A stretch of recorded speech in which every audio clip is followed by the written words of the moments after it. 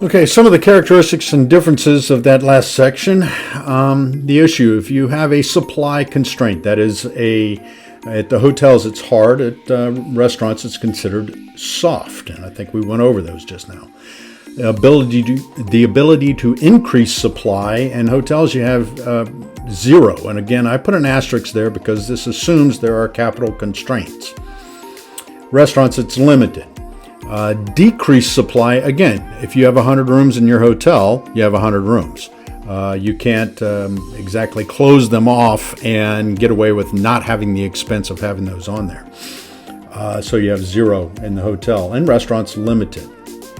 Supply carryover, service and product no in the hotel. Your product, you certainly can't carry that over. If you do not sell it, it is gone. However, in the restaurant, sometimes you can. That's where we get into food costing. We'll go into that a little bit later in the semester. Price modification in response to short-term demand. You almost always have this in effect in hotels, and you almost never have this in restaurants. And who can benefit from revenue practices? Of course, both areas can. Now let's talk about the legal and ethical issues. And we're mainly talking about the federal antitrust legislation that happened. There was a big frenzy there for a while in our nation's history.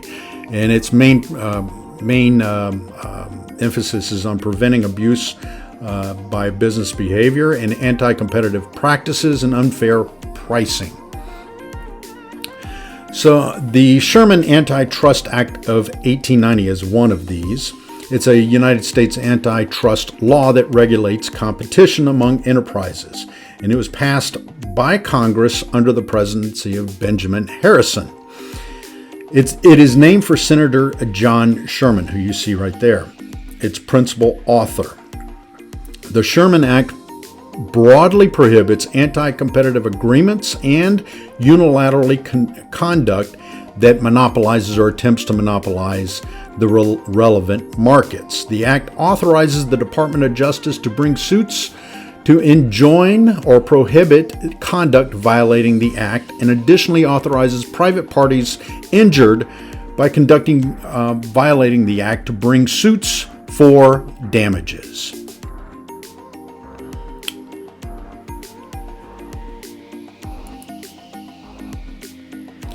The Federal Trade Commission Act of 1914 established the FTC, or the Federal Trade Commission. The act was signed into law by Woodrow Wilson in 1914. This outlaws unfair methods of competition and unfair acts or practices that affect commerce. Now, the inspiration and motivation for this act started in the 1890s when the Sherman Act was passed. This era and time was an antitrust movement to prevent manufacturers from joining price-fixing cartels. After the case of Northern Securities Company versus United States of 1904, which dismantled J.P. Morgan Company, antitrust enforcement became institutionalized. Soon after, President Theodore Roosevelt created the Bureau of Corporations, an agency that reported on the economic and businesses in the industry. This agency was the predecessor to the Federal Trade Commission. In 1913, President Wilson expanded on this agency by passing the Federal Trade Commissions Act, along with the Clayton Antitrust Act. The Federal Trade Commission Act was designed for business reform. Now, here's an example. Uber had an issue here. They were claiming false earnings, and I believe it was in California. You could come to work for Uber in California and New York and make, an outrageous amount of money, when in reality it was something like $30,000 less than what they had claimed. So they were coming under a lot of these Antitrust Act claims and lawsuits. They also had another one most recently about drivers had access to personal data of not only their passengers, but of Uber had access to the driver's personal data, which is a big time no-no. So Uber is the latest and greatest in the hospitality space. Transportation is part of hospitality, by the way. Now, the Clayton Act, which I just referenced, made both substantive and procedural modifications to the federal antitrust law. Substantively, the act seeks to capture anti-competitive practices in their infancy by prohibiting particular types of conduct, not deemed in the best interest of a competitive market.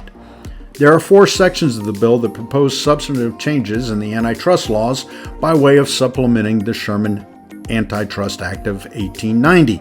In those sections, the Act thoroughly discusses the following 4 principles of economic trade and business. 1. Price discrimination between different purchasers of a discrimination substantially lessens competition or tends to create a monopoly in any line of commerce. 2. Sales or the condition that A, the buyer or lessee not deal with the competitors of the seller or lessor, or B, the buyer also purchase another different product, but only when these acts substantially lessen competition. C, mergers and acquisition, where the effect may substantially lessen competition. And D, prevents any person from being a director of 2 or more competing corporations, if those corporations would violate the antitrust criteria by merging. Pretty simple. The main thing about the Clayton Trust Act is you need to understand it's anti-competitive mergers are not allowed, and it also prohibits price discrimination and unethical corporate behavior. That would be, for example, a director who sits on 2 or more competing corporations. The Pitman Act of 1936 is a federal law that prohibits anti-competitive practices by producers, specifically price discrimination. It was designed to protect small retail shops against competition from chain stores by fixing a minimum price for retail products. Specifically, the law prevents suppliers, wholesalers, or manufacturers from supplying goods to preferred customers at a reduced price. It also prevents coercing suppliers into restrictions as to who they can and can't sell goods.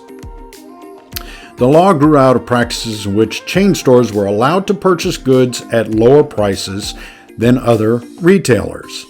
The amendment to the Clayton Antitrust Act prevented unfair price discrimination for the first time by requiring a seller to offer the same price terms to customers at a given level of trade. The act provided for criminal penalties, but contained a specific exemption for cooperative associations, which is where you're seeing a lot of the lawsuits lately. This comes into play with chain stores versus Airbnb, for example, and your boutique hotels that are not affiliated with chains or larger brands.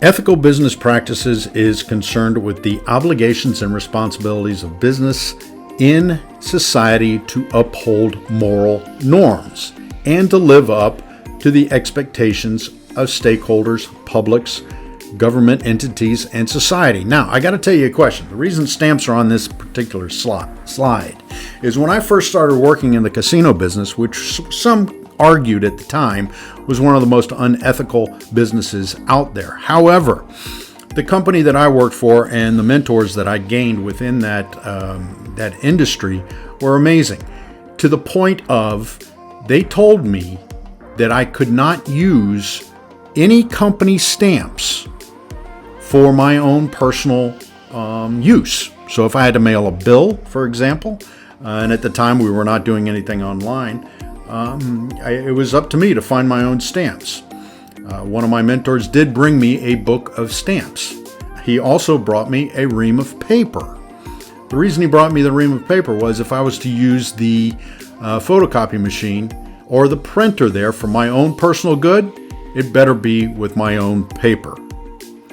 That's not bad, and I'm very grateful that they instilled that in me. To this day, I feel bad if I walk home with a pen or a paper clip from a company I'm working with. Now I'm going to pause here and we're going to come back with the ethical aspects of revenue management.